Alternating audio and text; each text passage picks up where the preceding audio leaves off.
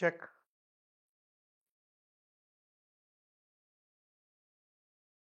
Hello students, welcome to Ardhashastra Learning.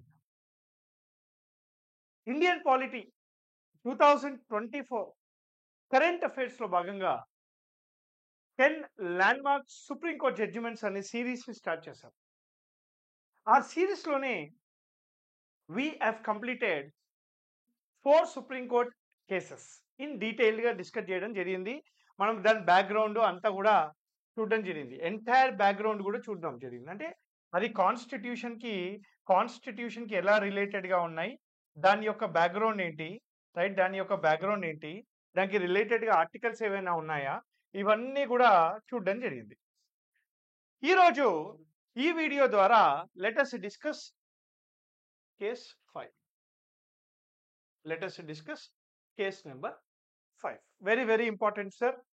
ఈ 10 landmark supreme court judgements ఎప్పుడైనా నేను ల్యాండ్మార్క్ అన్నాను అనుకోండి, రైట్, అది మనకి ప్రిలిమ్స్కి కానివ్వండి, మెయిన్స్కి, ఎస్సే రైటింగ్కి, and whenever landmark denotes historical things, అంటే దీనికి ఒక బ్యాక్గ్రౌండ్ ఉంటుంది. ఆ వాస్ట్ బ్యాక్గ్రౌండ్ నుంచి కంటిన్యూ అవుతూ ఉంటుంది అనమాట. సో ఆ ఉద్దేశంలో ఇవి చాలా ఇంపార్టెంట్. ఈరోజు ఈ వీడియో ద్వారా కేస్ 5 డిస్కస్ చేసే ముందు మీ అందరికీ ఒక చిన్న అనౌన్స్మెంట్ అండి. అదేంటంటే మనకి mission APPSC group 2 mains Indian polity and constitution comprehensive course అనేది లాంచ్ చేశాం. కొత్తగా ఈ కోర్స్ అనేది లాంచ్ చేయడం జరిగింది. మనకి ఫిబ్రవరి 2025లో, రైట్, 2025లో ఏపీపీఎస్సి మెయిన్స్ ఎగ్జామ్ ఉంది. టోటల్గా 75 మార్క్స్ ఉంటుంది. One good thing about polity ఏంటంటే ఇట్ ఈస్ స్కోరింగ్. స్కోరింగ్ ఎప్పుడు అవుతుంది సార్? మీరు అన్నీ నేర్చుకున్నప్పుడు స్కోరింగ్ అవుతుంది. It is very easy to remember. Polity is a subject where you can easily remember. So it becomes scoring అనమాట. So 70 out of 75 వచ్చే విధంగా ఈ కోర్స్ అనేది డిజైన్ చేశాం. ఈ కోర్స్లో 80 hours ప్లస్ మనకి కాంప్రహెన్సివ్ క్లాసెస్ ఉంటాయి. ఈ క్లాసెస్ అన్ని కూడాను ఇంటర్లింకింగ్ లేదా కాన్సెప్ట్ బేస్డ్ గా ఉంటాయి. రాజ్యాంగాన్ని ఇంటర్లింక్ చేస్తా. In what way article 13 is interlink to article 368. In what way article మన 46 is link to article 15, right. ఏ విధంగా article 19(1)(f) is link to article 39(b), article 39(c). ఇవన్నీ ఇంటర్లింకింగ్ ఆర్టికల్స్ అని అంటారు అనమాట. ఈ ఇంటర్లింకింగ్ ఆర్టికల్స్ ద్వారా మీకు ఈజీగా సబ్జెక్ట్ అనేది గుర్తుంటుంది. సుప్రీంకోర్టు జడ్జిమెంట్స్ కానీ, లేటెస్ట్ అమెండ్మెంట్స్ కానీ, ఇవన్నీ కూడా డీటెయిల్గా ఉంటాయి. ఫర్ ఎగ్జాంపుల్ ఆర్టికల్ 19 రిలేటెడ్ గానే I think we have discuss around 15 Supreme Court judgements ఉంటాయి కాన్సెప్చువల్ క్లారిటీ కోసం. సో 19 అనే ఆర్టికల్ ఇంత డీటెయిల్ గా డిస్కస్ చేసామంటే అర్థం చేసుకోండి. రిజర్వేషన్స్ అనే టాపిక్ ద్వారానే మనకు ఆల్మోస్ట్ ఒక 8 to 10 సుప్రీంకోర్టు కేసెస్ ఉంటాయి. ఒక 5 to 7 అమెండ్మెంట్స్ నేర్చుకుంటాం. సో చాలా ఎక్స్టెన్సివ్ గా డీల్ చేస్తాం. ఈ కోర్సులో మీకు యాడ్ ఆన్ గా polity CA MCQs video explanation తో ఉంటుంది. ఒక 150 కంటే ఎక్కువ 150+ ఎంసీక్యూస్ అనేవి మనకి పాలిటీ కరెంట్ అఫైర్స్ మీద ఉంటుంది. దాన్ని కూడా దీంట్లో యాడ్ చేయడం జరిగింది. అదే కాకుండా టాపిక్ వైజ్ మీకు ఒక 1000 ఎంసీక్యూస్ ఉంటాయి ప్రాక్టీస్ చేయడానికి. అండ్ మీకు ముందే చెప్పిన the course is designed to target 70 marks out of 75. మరి సార్ మాకు 3 నెలల టైం ఉంది కదా, ఈ 3 నెలల కోర్స్ ఇస్తారా అంటే అవునండి. ఈ కోర్స్ అనేది ర్యాపిడ్ రివిజన్ గా మార్చుకోవాలి అంటే 45 days తీసుకోవచ్చు. అంటే ఎవరైనా ఆల్రెడీ పాలిటీ బాగా నేర్చేసుకొని టకా వినేద్దామని అనుకుంటే 45 days కోర్స్ ఉంటుంది. 45 daysలో కూడా ఈ కోర్స్ అనేది అవైలబుల్గా ఉంటుంది. 45 daysకి మనకి ఎంత సార్, 299 రూపీస్ అనుకుంటా. అండ్ 3 monthsకి వచ్చేసి 499 రూపీస్కి ఉంటుంది అనమాట. అంటే 300-500 రూపాయలు అంతే. ఇవన్నీ బాటర్ షేర్లు మా మేనేజ్మెంట్, మా టీం వాళ్ళు ఇట్లాంటివన్నీ ట్రిక్కులు చేస్తుంటారు అనమాట. మీరు మర్చిపోండి. కానీ 45 రోజులు 3 నెలలకి 299 మరియు 499కి అవైలబుల్గా ఉంటుంది. సో 3 months కోర్సే కాబట్టి ఇది ఓన్లీ టార్గెట్ ఏపీపీఎస్సీ కాబట్టి. ఇంకో విషయం మర్చిపోయినా, దీంట్లో లైవ్ క్లాసెస్ పెడతాం. వీక్లీ ఒక లైవ్ క్లాస్ ఉంటుంది. వీక్లీ ఒక్క లైవ్ క్లాస్ అనేది పెడతాను. ఆ లైవ్ క్లాస్‌లో మీ డౌట్స్ ఏమైనా ఉంటే అది క్లియర్ చేస్తారు. నేను ఏదైనా యాడ్ ఆన్ చేయాలంటే అది చేస్తాను. అలా 30 మినిట్స్ నుంచి 1 అవర్ వరకు మనకి లైవ్ సెషన్ అనేది ఉంటదన్నమాట. వీక్లీ ఏ రోజైనా పెడతాను మీకు. మీకు ముందే నోటిఫికేషన్ వచ్చేస్తది. మెసేజ్ వస్తది గ్రూప్‌లో. మరి మీ యాప్‌లో. ఓకేనా? సో, ఎవరైనా ఈ కోర్సు కావాలి అని అనుకుంటే మీరు you can download the app. డిస్క్రిప్షన్‌లో లింక్ ఉంది. దాని ద్వారా మీరు ఈ కోర్స్‌ని పర్చేస్ చేసుకోవచ్చు. మీకు ఇంకేమైనా డౌట్స్ ఉంటే కింద స్క్రోల్ అవుతున్న నెంబర్‌కి కాల్ చేయొచ్చు లేదా మెసేజ్ చేయొచ్చు సార్. ఓకేనా? చలో let's come back to case number 5. Case number 5 ఏంటంటే Dipender Yadav versus state of Madhya Pradesh. ఈ Dipender Yadav versus state of Madhya Pradesh అనే case Telangana public service commission అంటే తెలంగాణ స్టేట్‌లో గత 3-4 నెలలు చాలా సర్క్యులేషన్‌లో ఉంది. ఈ కేసు యొక్క వివరాలు చాలా మంది స్టూడెంట్స్ చర్చించుకుంటూ ఉన్నారు. ఈ Dipender Yadav versus state of మధ్యప్రదేశ్‌లో సుప్రీం కోర్ట్ ఏమని చెప్పిందంటే ఏదైనా ఏదైనా రిజర్వ్డ్ కేటగిరీలో ఉండే వ్యక్తి మెరిట్‌లో ర్యాంక్ సాధిస్తే ఆ వ్యక్తిని ఇంకా రిజర్వ్డ్ కేటగిరీ నుంచి పక్కన పెట్టేసి అతనికి మెరిట్ హోదాలోనే జాబ్ ఇచ్చేసేయాలి అని చెప్పింది. ఎందుకలా చెప్పింది?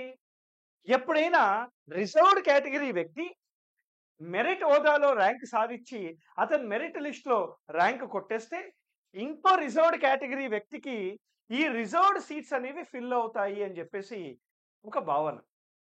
సపోజ్ నాకు రిజర్వేషన్ ఉంది. నాకు జనరల్ కేటగిరీలోనే ర్యాంక్ వచ్చింది అనుకుందాం. అంటే ఇప్పుడు రిజర్వ్డ్ కేటగిరీలో నాకున్న ఒక సీట్ అలానే ఉంటది కదా! అది నా కమ్యూనిటీకి చెందిన ఇంకో రిజర్వ్డ్ కేటగిరీ వ్యక్తికి ఇచ్చేయొచ్చనమాట. అది దాని యొక్క ఉద్దేశ్యం. మీకు ఒక ఎగ్జాంపుల్ ఇద్దామని చెప్పిన గంతే ఇంకేం లేదు. సో, దీని ద్వారా మనమేం నేర్చుకోవాలి?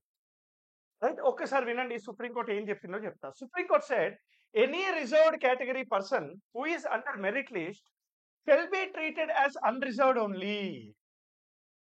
The purpose is to ensure providing opportunity another reserved category person to get into the list. ఇలా చేస్తే ఏమైతది ఇంకో రిజర్వ్డ్ కేటగిరీలో ఉన్న వ్యక్తి లిస్ట్ లోకి వచ్చే అవకాశాలు ఉంటాయి అని చెప్పి సుప్రీంకోర్టు చెప్పింది. Deepender Yadav versus state of MP చాలా ఇంపార్టెంట్ కేసు మనకి. అయితే దీంట్లో మనం ఏం నేర్చుకుంటాం? అసలు మనకి ఈ కేసు ద్వారా ఎగ్జామ్కి ఏది important? Doctrine of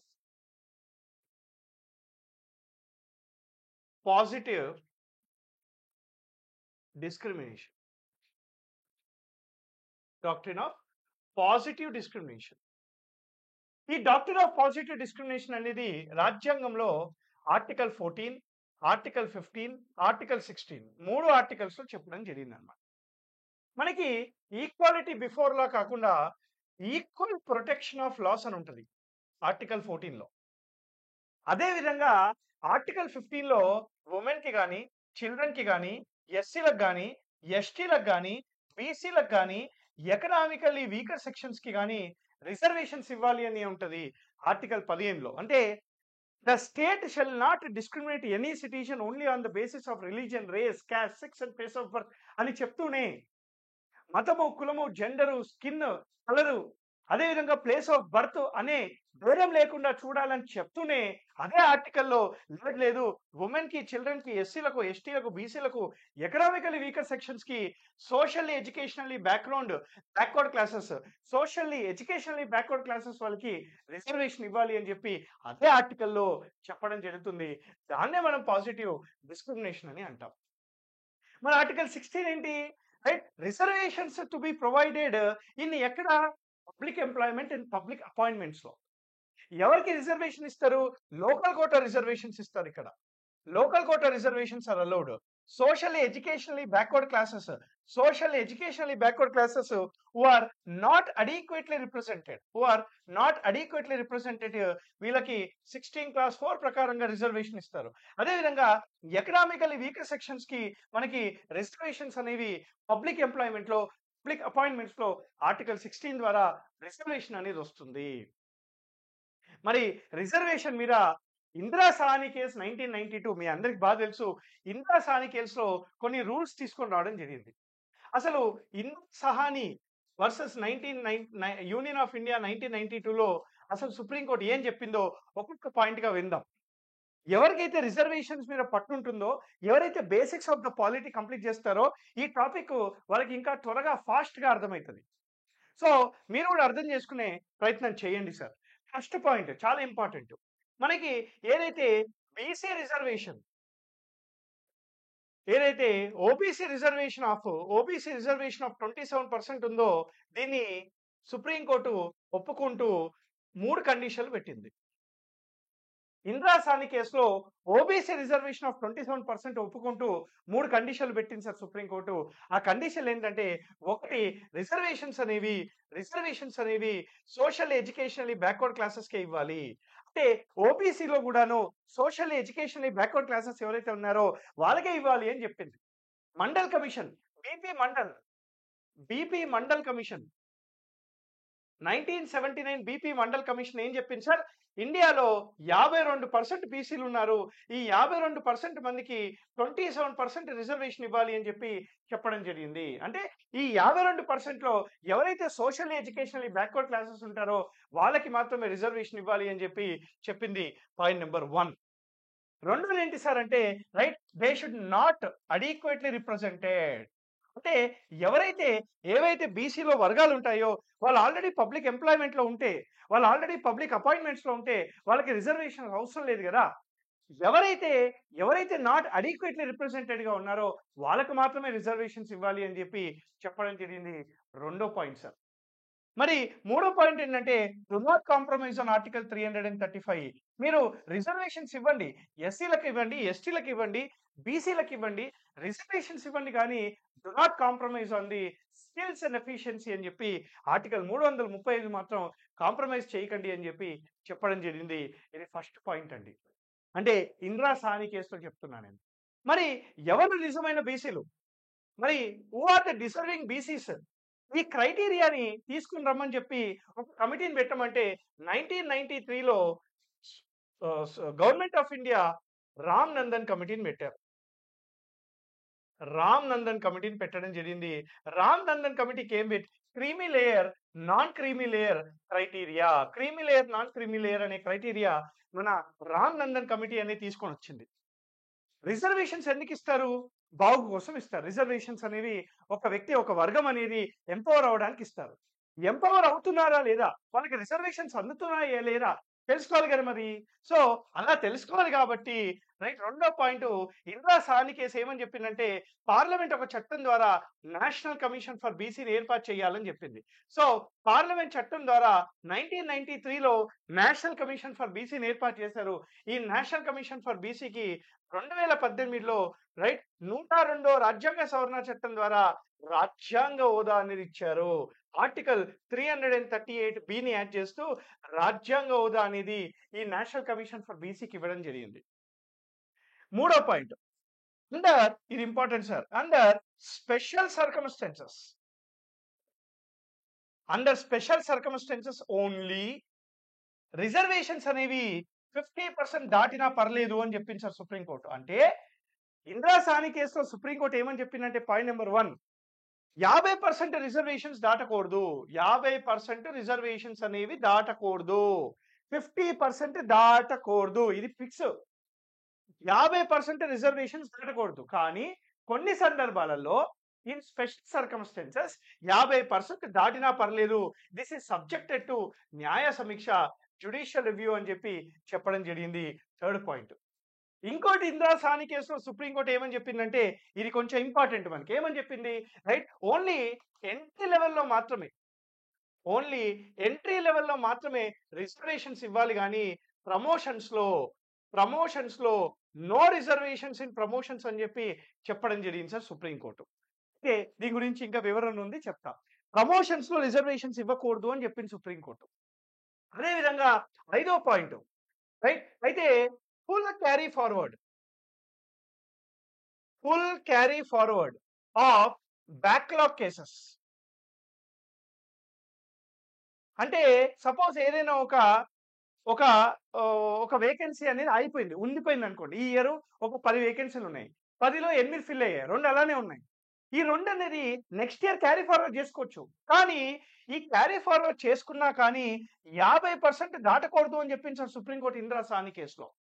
full carry forward is allowed but it cannot exceed 50% అని చెప్పింది. కానీ తర్వాత పార్లమెంట్ ఏం చేసిందంటే 77వ రాజ్యాంగ సవరణ చట్టం ద్వారా 77వ రాజ్యాంగ సవరణ చట్టం ద్వారా ఆర్టికల్ 16 క్లాస్ 4 సబ్ క్లాస్ ఏ ఆర్టికల్ 16 క్లాస్ 4 సబ్ క్లాస్ ఏ ద్వారా రిజర్వేషన్స్ ఇన్ ప్రమోషన్స్ అనేవి ఇచ్చారు. రిజర్వేషన్స్ ఇన్ ప్రమోషన్స్ అనేది ఇచ్చారు. అదే విధంగా ఫుల్ క్యారీ ఫార్వర్డ్ అనేది రైట్ 81వ రాజ్యాంగ సవరణ చట్టం ద్వారా 81వ రాజ్యాంగ సవరణ చట్టం ద్వారా article 16 clause 4 sub clause B అనే ఆర్టికల్ ని యాడ్ చేసి right full carry forward even it is exceeding 50% అయినా పర్లేదు, even if it is exceeding 50% అయినా పర్లేదు అని చెప్పి ఈ 81వ రాజ్యాంగ సవరణ చట్టము 77వ రాజ్యాంగ సవరణ చట్టం అనేది తీసుకొని వచ్చాయి. ఈ రెండు కూడాను ఇందిరా సాహ్ని కేసుకి విరుద్ధంగా ఉన్నాయి కదా. ఇవి రెండు విరుద్ధంగా ఉన్నాయని చెప్పేసి మనకి Nagaraju versus union of India case 2006లో ఈ రెండింటిని ఛాలెంజ్ చేశారు. M Nagaraju versus union of India case 2006లో supreme court said right reservations in promotions కానివ్వండి, ఫుల్ క్యారీ ఫార్వర్డ్ కానివ్వండి, even if it is exceeding 50% అయినా కూడాను అలో చేస్తానని చెప్పింది. అలో చేస్తాను కానీ 1 రిజర్వేషన్స్ అనేది సోషల్ ఎడ్యుకేషన్ బ్యాక్వర్డ్ క్లాసెస్ కే ఇవ్వాలి. 2 రైట్ 50% దాటకుండా చూసుకో బాబు. రైట్ 3 ఆర్టికల్ 335 ని కాంప్రమైజ్ చేయొద్దు బాబు. 4 ఎవరైతే నాట్ అడిక్వేట్లీ రిప్రజెంటెడ్ గా ఉన్నారో వాళ్ళకు మాత్రమే ఇవ్వాలి అని చెప్పి సుప్రీంకోర్టు అనేది ఈ M Nagaraju versus union of India కేసులో చెప్పారు. ఈ ఆర్టికల్ 335 ని మళ్ళీ కాంప్రమైజ్ చేసింది సుప్రీంకోర్టే. Jarnail Singh versus union of India case 2018లో 2018 Jarnail Singh versus union of India కేసులో ఆర్టికల్ 335 కూడా కాంప్రమైజ్ చేశారు. ఇది కొంచెం నేను చెప్తున్నాను కదా, కొంచెం బేసిక్స్ ఆఫ్ ద సబ్జెక్ట్ తెలిస్తే ఈజీ. బేసిక్స్ తెలియకుండా ఎవరైనా ఇది వింటుంటే కన్ఫ్యూజన్ ఉంటుంది. మీరు అందుకే డీటెయిల్స్ తెలుసుకోవాలి. ఈ రిజర్వేషన్ అనే టాపిక్ మనం ఆల్మోస్ట్ 2 గంటలు మన క్లాస్లో చెప్పుకుంటాం. సిన్స్ 1950 నుంచి 2024 105వ రాజ్యాంగ సవరణ చట్టం వరకు కూడాను అసలు రిజర్వేషన్స్ రిలేటెడ్ గా అన్ని కూడాను డీటెయిల్ గా డిస్కస్ చేస్తాం ఫుల్ కోర్స్ లో. సో ఎవరైనా బిగినర్స్ ఉంటే వాళ్ళకి ఈ ఫుల్ కోర్స్ అనేది నేను సజెస్ట్ చేస్తాను. ఎవరైతే ఆల్రెడీ చాలా సంవత్సరాల నుంచి ప్రిపేర్ అవుతూ ఉన్నారో 1-2 years నుంచి ప్రిపేర్ అవుతున్నారో ఇది మీకు అర్థం కావాలని కోరుకుంటున్నా. దీనిలో మీకు ఏమైనా డౌట్ వస్తే కామెంట్ బాక్స్ లో కామెంట్ పెట్టండి. I will be happy to reply you back. So ఇది మనకి ఈ కేసుకి రిలేటెడ్ గా ఉన్న బ్యాక్గ్రౌండ్. ఇది మనం చెప్పుకున్నాం. Deepender Yadav versus state of Madhya Pradesh అనే కేసు రిలేటెడ్ గా ఇది మనము కేస్ నెంబర్ 5లో చూడడం జరిగింది. So I'll see you guys with another case, that is case number 6 in my next video. Till then, happy learning. Thank you very much. Jai Hind.